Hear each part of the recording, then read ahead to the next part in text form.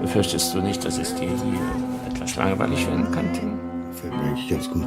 Ja, die Leute hier sind ja eher etwas simpel, nicht? Komm, schauen wir ins Mille.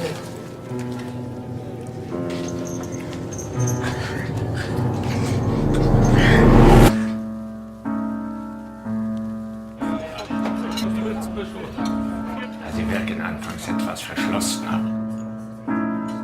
Gib ihnen etwas Zeit.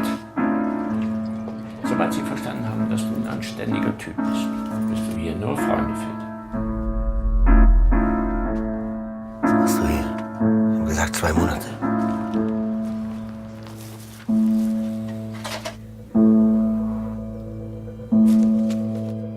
Wo ist der Typ hin?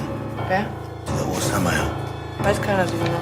War einfach irgendwann weg, ist nicht wiedergekommen.